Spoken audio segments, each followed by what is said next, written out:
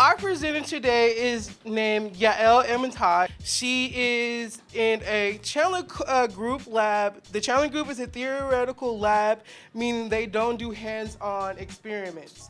They do computer simulations and pencil drawings. At New York University, I met this woman. Her name is Janice Cutler. She got her PhD in the 30s at NYU. This is one of the first women ever to get her PhD at NYU in chemistry. And she actually was the one who suggested to me that I should be a theoretical chemist. I was afraid because it turns out for theoretical chemistry you need to know a lot of physics, you need to know a lot of math, and most importantly, you need to learn how to program computers. And I did not know how to program computers. And so what I did was instead I went into an experimental lab where I worked on DNA a little bit. And what I learned is that I'm terrible at experiments. I broke so many beakers and I made so much tar. I think I set some sort of school record. Ooh. Anyway.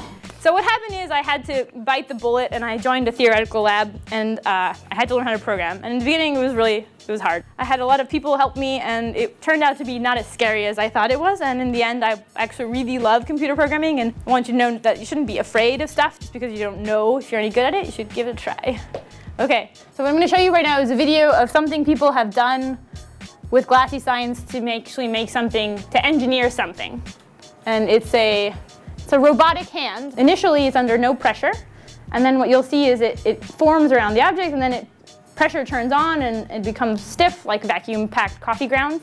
And it does this, and it can move the object. We'll actually be creating one of these the grippers like this. You guys will basically doing is filling these balloons with the sand.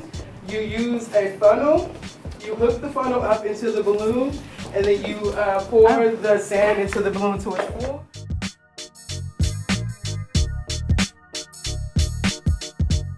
The object of the game is to use your hand gripper to pick up as many objects as you can and put them into the basket.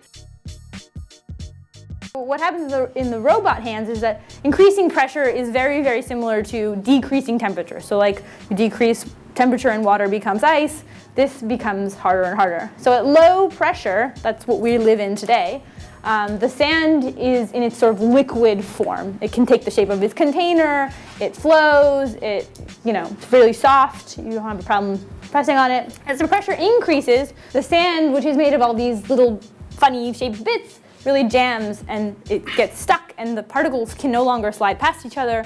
That's what makes it being able to form in a continuous manner, not just break the object. Our winner tonight was, drum roll, Corey and Brianna. Let's clap it up.